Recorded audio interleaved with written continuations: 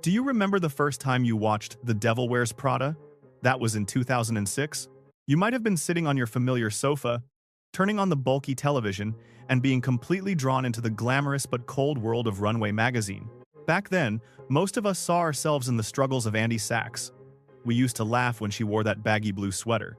But now, after nearly 2 decades of building our careers, our perspective has changed. We suddenly understand the terrifying silence of Miranda Priestly and realize that her strictness is an armor for survival. This work is not just a fashion show, it truly reflects the price paid for perfection. Today, treat yourself to a cup of coffee, loosen your tie, and join me in uncovering the 20 most shocking behind-the-scenes secrets that you might have missed. Are you all truly ready to return to the Runway editorial office? 1. The whisper that instills fear. When the script called for a fiery boss, Meryl Streep did the exact opposite. That was a decision that sounds simple, but it completely changed how the audience perceived Miranda Priestly. In the minds of many, the most powerful female editor-in-chief in the fashion industry must be someone who always speaks loudly, always making subordinates tremble with rage. Hollywood had long built that archetype time and time again, but Meryl saw what many others missed. She understood that true power does not need to shout to be recognized. Instead of raising her voice, she lowered it to almost a whisper. And the strange thing is that the whole room suddenly became quieter. Everyone had to stop their work, had to listen, had to focus on every word she said. That was no longer the fear coming from noise. That was the overwhelming dominance coming from absolute confidence. Every time I rewatch the movie, I still find this acting choice truly astonishing. It reminds us that sometimes the most formidable person in the room is not the one speaking the loudest, but the one who knows they do not have to. 2. The salary negotiation with the Miranda ideology. When watching The Devil Wears Prada, many people feel that Miranda Priestly is not just running a fashion magazine. She owns a whole world revolving around her. Every look, every step, every seemingly unreasonable demand carries the feeling of someone who knows exactly her own value. The interesting thing is that this energy appeared even before the movie started filming. When receiving the first salary offer, Meryl Streep thought that the number did not match her status and experience. She refused. The studio then came back with a much higher salary. Does that sound familiar? That is almost exactly how Miranda Priestly handles everything in the movie.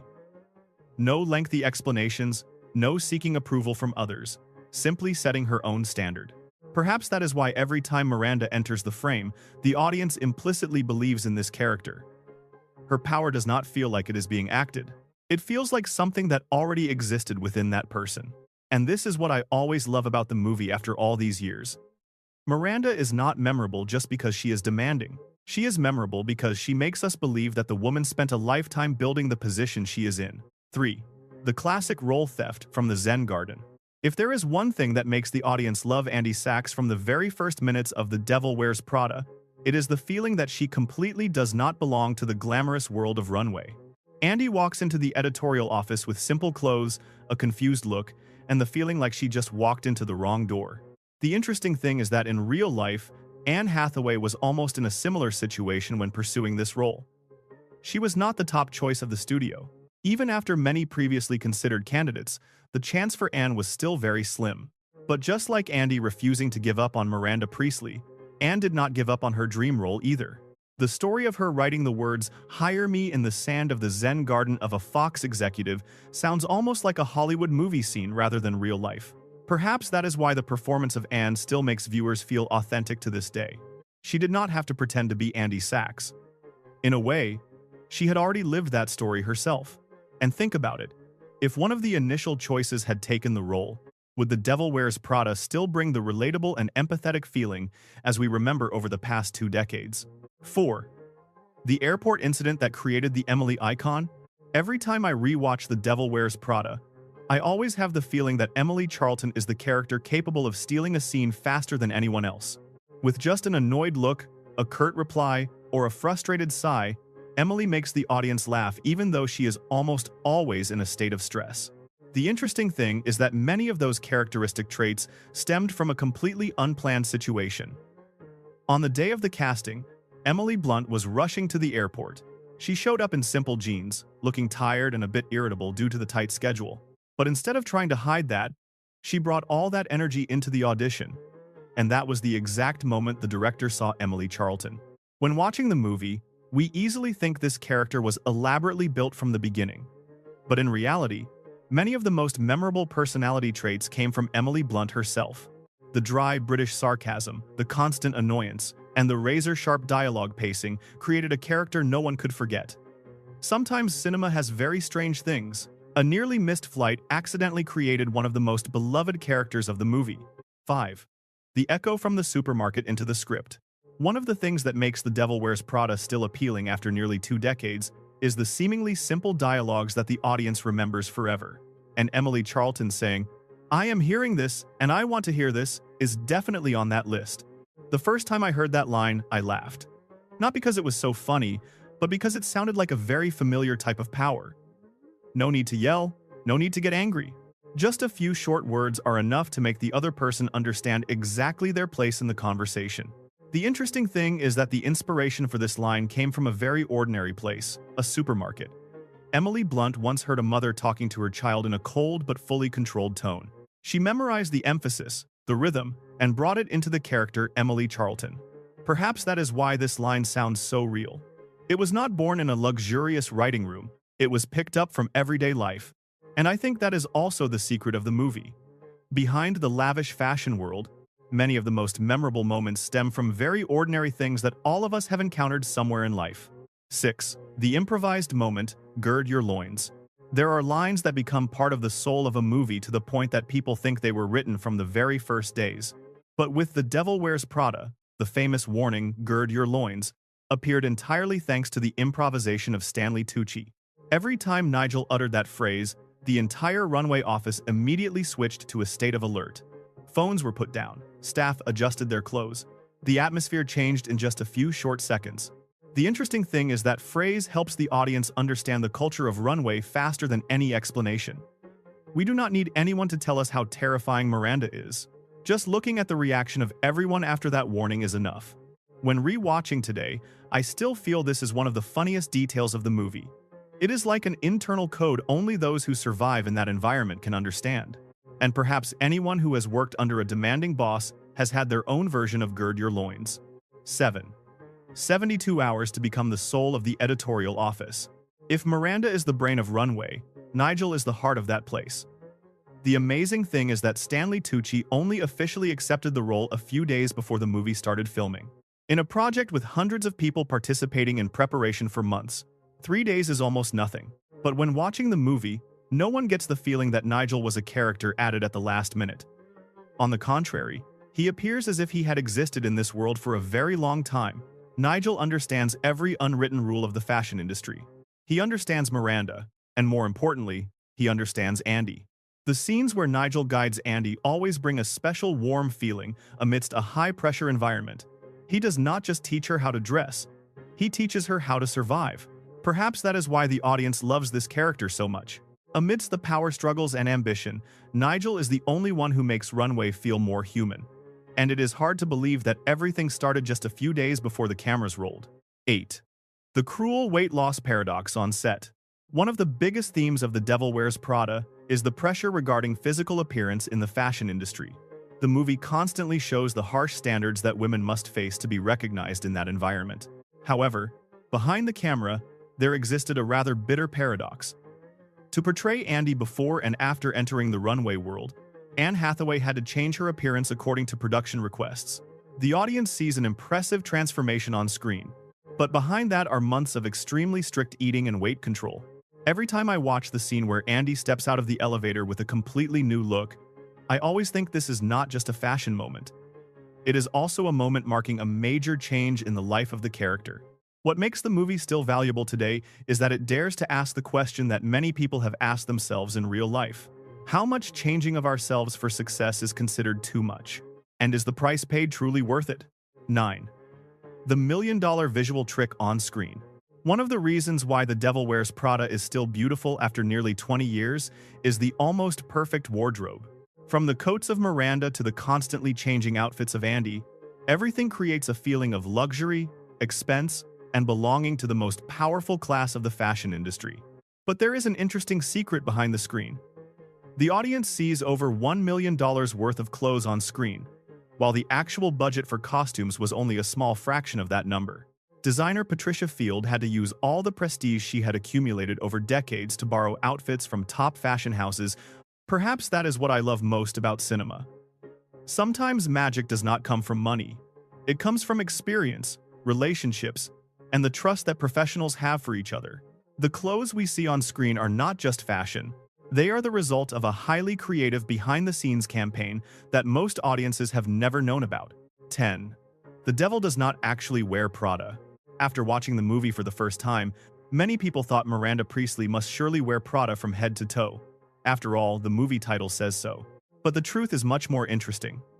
Most of the outfits of Miranda are not Prada. The design team chose outfits that have a classic, powerful, and timeless style rather than chasing fleeting trends. And when you think about it carefully, that makes perfect sense. Miranda is not someone who chases fashion. She is the one who decides which direction fashion will take. Such a character would not need to use logos to prove her status. Her presence is already a brand. That is also one of the reasons that made Miranda Priestly a cinematic icon. She never tries to impress, she simply walks into a room and everyone is automatically captivated. 20 years have passed, and many fashion trends have disappeared. But the image of Miranda with her perfectly silver hair, cold eyes, and unmistakable demeanor still retains its original allure. Perhaps that is the true definition of timeless style. 11. The power move of the real-life boss. One of the most interesting things about The Devil Wears Prada is that the movie never officially admitted Miranda Priestly was based on Anna Wintour. But honestly, almost everyone understood that connection. Therefore, when the movie was produced, many fashion brands and prestigious locations were hesitant. No one wanted to accidentally stand on the side that could offend the Queen of Vogue. That detail alone is enough to show how immense the influence of Anna Wintour was in the fashion world in the early 2000s. But what I like most is the reaction of Anna herself when the movie premiered. Instead of avoiding it or acting annoyed, she appeared at the premiere wearing Prada from head to toe and calmly called the movie hilarious. That was an extremely smart move, because sometimes true power does not lie in refuting a story. Power lies in stepping right into that story and making everyone keep talking about you. And it must be admitted that, after all these years, Anna still does that excellently. 12.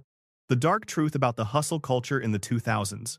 When The Devil Wears Prada premiered in 2006, many viewers saw the movie as an inspiring story about ambition and success. Andy endured pressure. Andy sacrificed. Andy tried to push past her limits. But looking back with today's perspective, the movie takes on a different color. The saying that millions of girls would kill for this job was once considered a heavily affirming statement. Today, it makes many people ask themselves if a job is truly worth sacrificing health, relationships, and peace in life. The interesting thing is that the early versions of the script were much darker. The runway world was once built to be harsher and more exhausting than what appeared on screen. Perhaps that is why the movie still holds its value after 2 decades. It is not just about fashion. It reflects an entire era when working to the point of exhaustion was often seen as a badge of honor. And today, many of us look back at that period with very different feelings. 13. Paris, right in the heart of Los Angeles. If you have ever watched the scenes where Miranda Priestly appeared in Paris, you are very likely like me in the past, believing that Meryl Streep actually went to France to film. The scenery was so convincing, the atmosphere was so luxurious, and Miranda seemed to belong to that city more than anywhere else in the world. But the truth of cinema is sometimes more interesting than what appears on the screen. Many scenes of Meryl in Paris were actually shot on a green screen in Los Angeles. The city of light that we saw was a combination of acting, visual effects, and editing art. This makes me appreciate the performance of Meryl even more, because when watching the movie, the audience pays no attention to the technicalities. They only see Miranda. That is also the secret of great actors. They make us believe in a world that does not exist right before our eyes. The Paris in the movie might have been created by technology, but the feeling of power, loneliness, and pressure that Miranda carried on that trip was completely real. 14. The cerulean blue anthem that was almost deleted. If I had to choose the most repeated dialogue scene in The Devil Wears Prada, I think many people would choose the famous monologue about the cerulean sweater. That was the moment Andy thought fashion was just frivolous things. And Miranda, in a terrifyingly calm voice, peeled back every layer of this industry right before her eyes. The amazing thing is that this scene was once at risk of being cut. Some people thought the dialogue was too long, too much information, slowing down the pace of the movie. But if that scene disappeared, we would lose the most important key to understanding Miranda Priestly. Because for the first time in the movie, Miranda was not just a difficult boss. She became the person who understood how the world works better than anyone around her. Every time I rewatch this scene, I always feel it is like a small lecture on power. Not the power of money, but the power of knowledge. And perhaps that is why the audience still talks about it nearly 20 years later. 15. 30 seconds of taking off the steel mask. For most of the duration of the movie, Miranda Priestly appeared as an impenetrable fortress. She did not tremble in fear. She did not hesitate. She rarely revealed her true emotions. Therefore, the short scene in the Paris hotel became one of the most important moments of the entire movie.